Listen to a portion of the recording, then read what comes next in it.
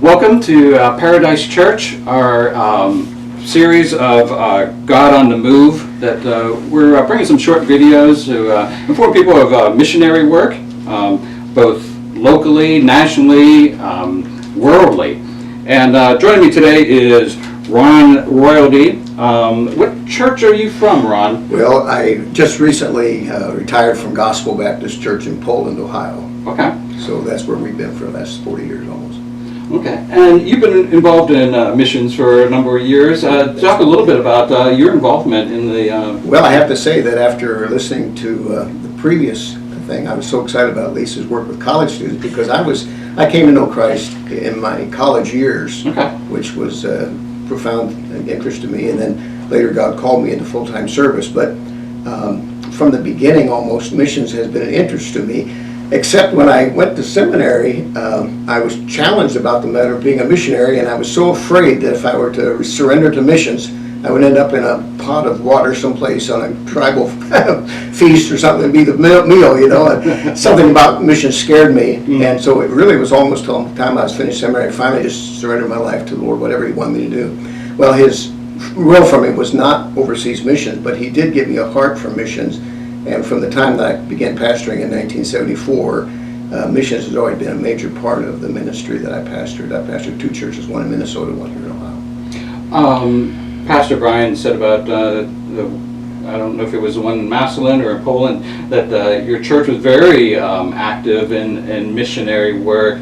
Talk a little bit about it, and how did you get it really started? Good question. When I began to pastor, the church was heavily in debt, and we were paying very high interest rates, and it was very throttling on everything we were doing. Missions was just an item in the budget that we tried to hit every year. You know, it's a very small item, but it was an item.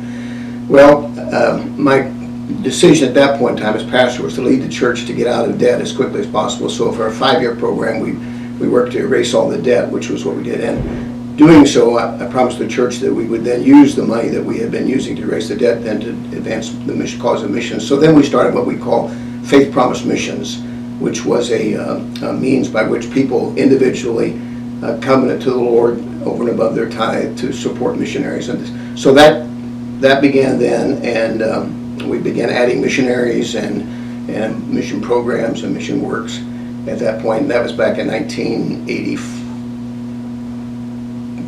89, something like that, 89. Anyway, from that time on, the church has consistently been supporting missions in a very strong way. We believe a sacrificial way. How much has missions changed over the years? You know, I think with technology today, there's probably new avenues of missionary work.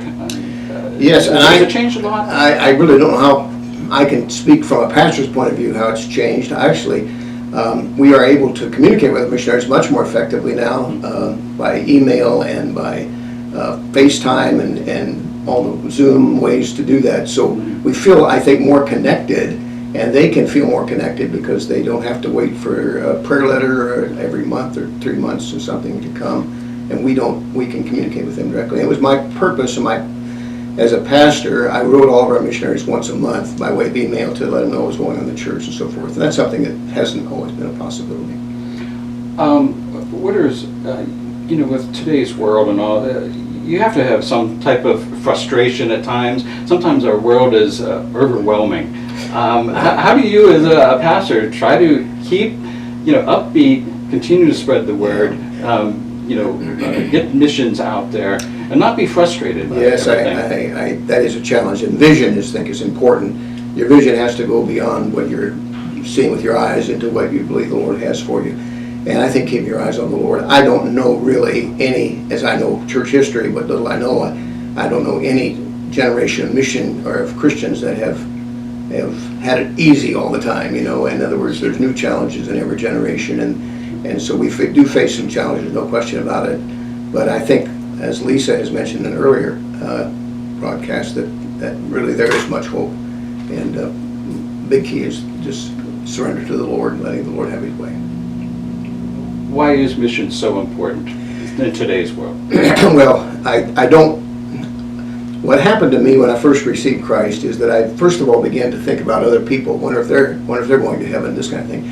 And then I find in Scripture that Jesus commands us to reach the world with the gospel and to get the gospel to every person, which is hugely overwhelming. But yet we are in a generation where that is almost, within sight, as far as being able to get the gospel in the hands of people. I'm thankful for that. You kind of mentioned it, talking about, afraid you'd be a stew in a boiling pot. What have you found as misconceptions that people have about missions? Well, certainly the stew thing is a misconception. I think that sometimes we're prone to, maybe as people, to over-dramatize what is actually taking place. To me, the life of a missionary can be somewhat mundane. I mean, as far as just staying at it day after day, reaching people, building relationships, those kinds of things are just kind of normal stuff. We've a young man who surrendered to Africa back years ago. He had 5 boys, and they were little boys, and he went off to Africa, and the boys grew up there, and they became men. They're all useful to the Lord now, serving the Lord in different ways, and they're in Nigeria, Africa, which was somewhat of a third world country, and I visited there a couple times, and it was a challenge, but they just lived a life, went to the market, met people, talked to people, had big days, witnessed for Christ, and challenged churches, this kind of thing. So. You're retired now. How much do you stay involved in missions, and how much do you, maybe mentor to other pastors to, try to keep missions alive and to work and get in the Lord's? My wife and I continue to have a part in our church's Faith Promise Missions program. We aren't able to have as much of a part as we have, but we have a significant part in trying to maintain that responsibility, a sacrificial part.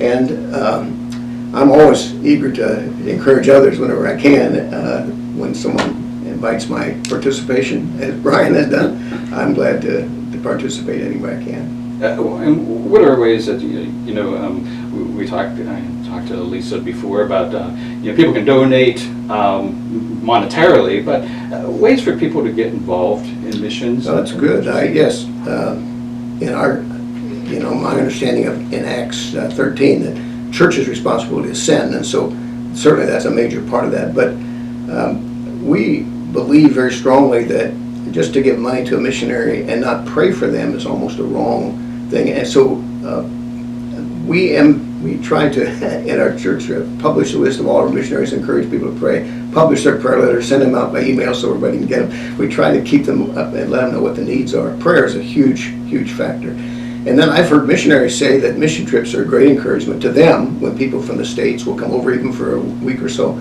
And I always struggle with that. I thought, well, I'd rather just give them the money than use all the money to go there. But they say it's a shot in the arm for them and a help and encouragement. And so whatever encourages them is a good thing. Kind of a morale boost. Yeah, I think so. I believe that's it. So short-term mission trips, other things like that are encouraging. Well, thank you so much, Ron, and we appreciate you spending the time.